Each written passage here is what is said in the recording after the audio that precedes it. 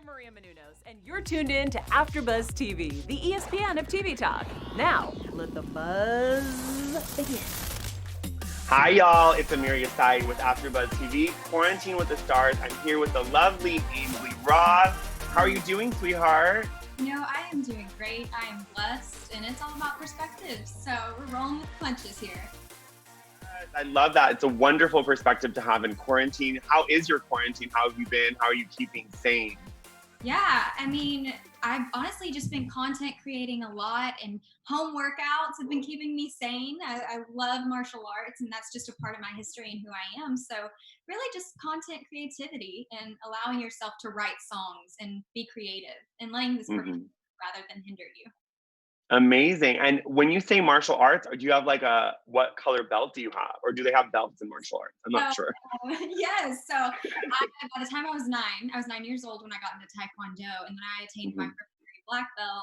That Wow. took me into tactical weapons training. I have done a variety of mixed martial arts over the years and actually became a stunt woman for films. So yeah. Wow. Oh my God. Unexpected. I love, someone with dynamics like that, You're a talented singer-songwriter and martial artist. Like, that's amazing. I love Yeah, it's just, that. and I love doing it. So I love that. That's amazing. So tell me a little bit about your music and how you kind of got involved with music and, what kind of creative outlet is music for you? of course. I mean, music for me is it's always been an outlet my whole entire life. No matter the stages I went through in life, whether that was like angsty teen or whatever that was, music was there for me. It was there for me at the hard times in school. It was there for the happy times. It was the sad times. So I wrote my first song at the age of 9 as well. And the first chorus song I wrote was on a paper plate because it was all I could get my hands on. I still have it to this day. But yeah, music Oh. was something that grew and just was an evolution over time. So yeah. hmm That's amazing. I love that you still have that paper plate. You should keep that forever. That's awesome. One day I'm gonna hang it, and somebody's gonna be walking to my home one day and be like, Why do you have a paper plate on your wall?" I love that. That's amazing. How would you describe your music in 3 words if you were going to kind of break it down? Powerful, inspirational, and uplifting. Yes, uplifting. I love that. We all need a little bit of that right now. A song that I found really uplifting from your tracks was "We Are One." I love the message. I like what was the inspiration behind that song? Yeah, the inspiration behind that song was, our nation and our world is divided right now. And no matter your cultural background, your ethnicity, your, religion that you share or your political views, I think we should just all unite together in love. And that should be something that is, really communicated more. And there should be more of a respect for that. So that's when I decided, you know what? I want to show people that as a writer, I wrote, We Are One. If I can sing pop, I bring in a Latin singer and I bring in an R&B singer, all of these genres that aren't supposed to mesh well together. If we can do it, anyone can do it. And no matter your ethnicity or your cultural background, you can do that and you can be the change you wish to see in the world. So that's what I is the root of that. I love that you brought different genres together. What was the idea behind that, aside from kind of making everyone come together? Because a lot of times the music that does really well is kind of a mashup. Were you inspired by like the mashups? You know, I was, and I saw something that at the time was just starting to happen. And I was like, oh, I want to be a part of this. And it's like We Are One is almost like a We Are the World in a different time, in a different way. And that's how I viewed it. And I was like, I want to be a part of that mashup. I want to show people that if you can do this lyrically, you can do this musically, which is so hard to do track wise and, the hmm instruments. We can do it just as easily as saying hi or spreading positive love in the world. hmm So, We need that positive love. That's for sure right now. yeah. Y- yes, we need it. Let it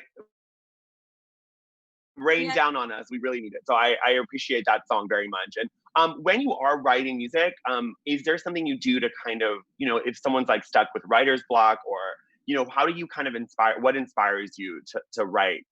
Yeah, I mean, there isn't just one particular thing that I would say inspires me to write. Sometimes it just hits you all at once and you're like, whoa. hmm I just need to grab whatever I can get and jot it down really quick. So I would say certain instances, certain smells, certain memories, certain things trigger certain memories at certain times, and you aren't necessarily sure when that's going to happen. So it could be a variety of things such as that. For writer's block, I would have to say, you know, it depends. Some nights I have writer's block and I'm just like, man, I really want to get it done. I want to finish the song because I'm passionate about it, but I don't know what else to put. So then I literally just sit on it. I meditate until like maybe the next morning, or I pray about it. And then it's like, okay, this is, the next day I'm fresh minded. I have a clear perspective on how to push forward. And sometimes it's a matter of, believe it or not, chewing gum actually stimulates your brain. And it's known as proven fact in learning, education, writing, that creativity. It kind of, I don't know, something about it. It stimulates the brain. So chewing gum helps. And yeah, believe it or not, it's a simple little thing.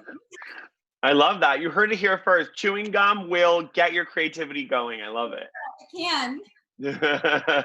That's awesome. Do you ever feel like there's like you said, like a wave of creativity? Are you ever on your phone? Because I'm one that loves to write. So all of a sudden I'm like on the notes page just going crazy. Yes. Okay. So for sure, there is waves of creativity, like certain moments in my life, in certain times in my life.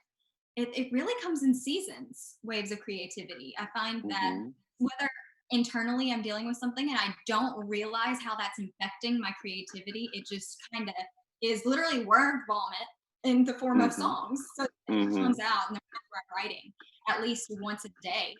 And then there's a season, which is kind of like that dry spell that's like, like I have ideas, but I just can't formulate a complete song.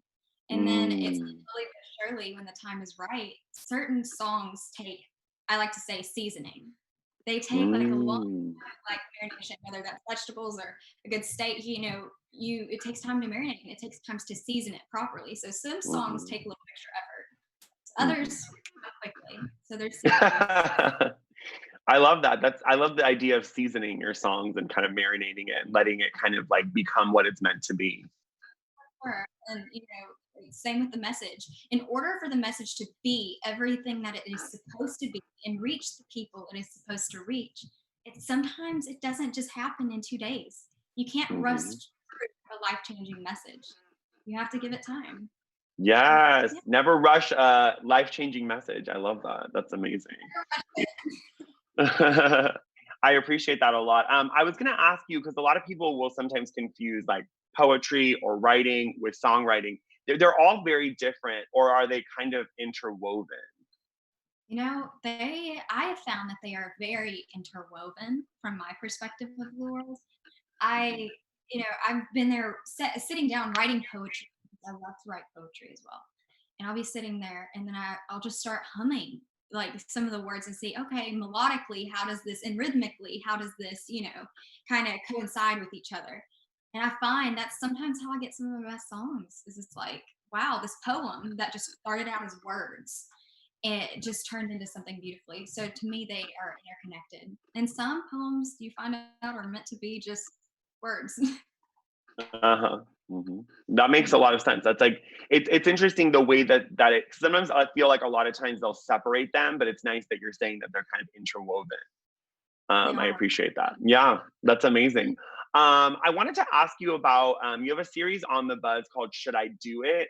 Can you walk me through that a little bit? Tell me a little bit about that. I got you. So Should I Do It is such an amazing series, and I can't wait to share it with you and share it with the world. It's on the rise. Yeah. Should I Do It really goes through the real questions and the real struggles, but also the uplifting side of things as well. So it goes through one question for a variety of these young adults. Should I do it? Should I say that word? Should I, steal this car? Should I do should I enter this talent show? What is it going to do? And it shows how that one question for a variety of different people changes their lives, but also the lives of others. And it shows you how it affects the lives of others. I'll be the first to say my character of Mia Hill, whoo, you are able to stand her. She is a mean girl at heart, very mean girl, but I would say the most that character has impacted me is it gave me perspective. And I was like, Mhm. I never would have, I had to think like the mind of that character when I was acting. Mhm. And the reason Mm. did. So you will actually fall in love with the character as you watch the show because it shows what she's dealing with at home. It shows Mhm. her emotional status and how she's trying to figure her own self out. And it also shows the line of progression and how she grows into an actual beautiful person. So Mhm. I can't wait to share that with you. And thank you for being a part of the journey and asking about it. Oh my God, of course. I mean, we love characters that, we love to hate sometimes. And then you start to grow and you're like, I always say like villains have a lot more layers because there's a reason they're that way. And so it'll be fun to see you as Mia because you seem so nice. So I would love to see you kind of inhabit a different space. We're opposites. When I was going out with the character, it was just like, just completely different than who I am. So I was like, Right. wow, how am I going to, how am I going to do this role? What I need to do to prepare? And then it came out on screen, and I have family members who are like, whoa, I hate you. I love that. That's amazing. That's good acting. When your own family is like, I hate that character, that's really great acting. So you've accomplished that. That's Yeah, amazing. it's okay, but it's also like, I'm sorry, like what? Yeah. That's funny. I appreciate that a lot. Let's play a fun game before I let you go. So I think that I wanted to ask you before we jump into the game as well. What is the like high point or like a pinch me moment in your music career, and what was kind of a low point or a point where maybe there was a lot of rejection or frustration, like the rose and the thorn? Rose and the Thorn. So I would Hmm. have to say the Rose was performing in front of like going on tour and Mm. connecting with young kids and the youth, and not even just the youth, but college students and even adults. When I was on tour, I had so many people come up to me after, and they just were like, "You have no idea how this lyric, I have it posted on my wall, like how much it has changed my Oh. life."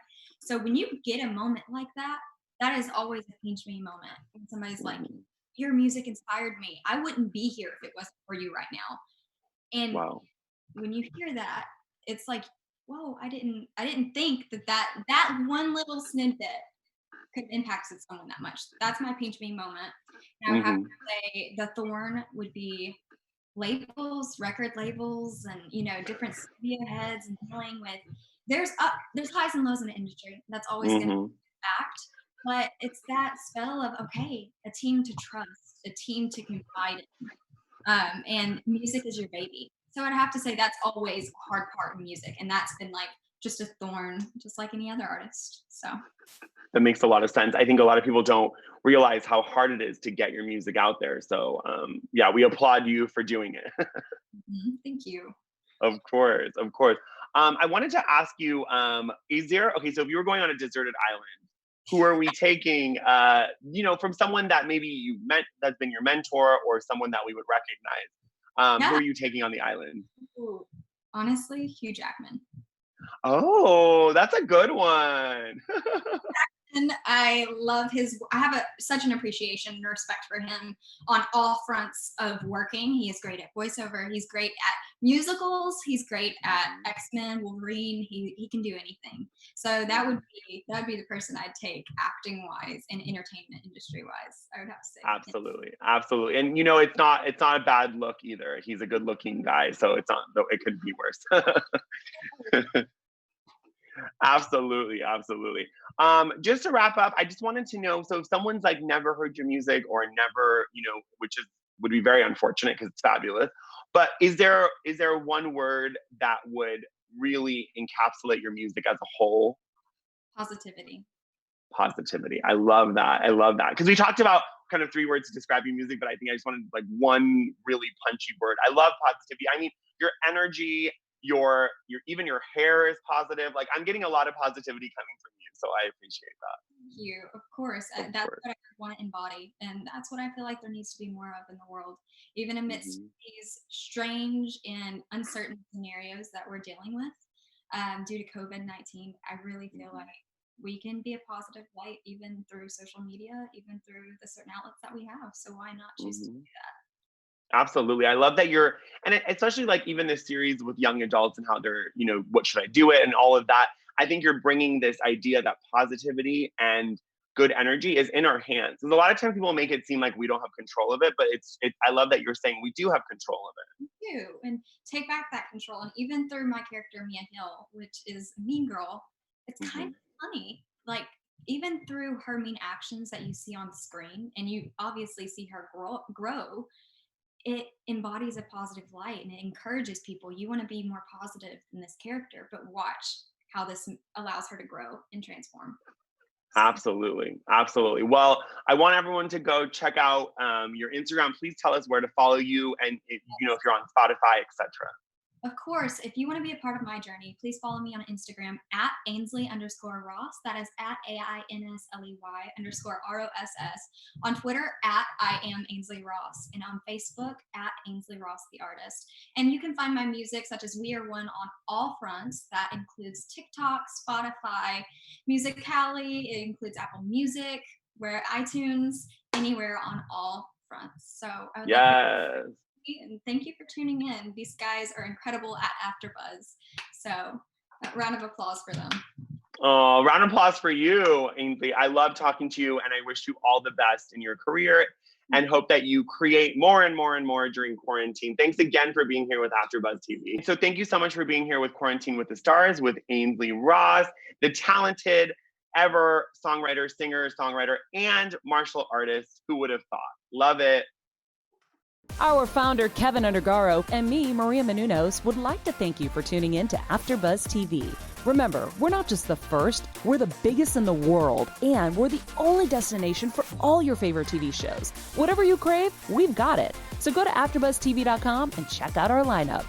Buzz you later. The views expressed herein are those of the hosts only and do not necessarily reflect the views of AfterBuzz TV or its owners or principals.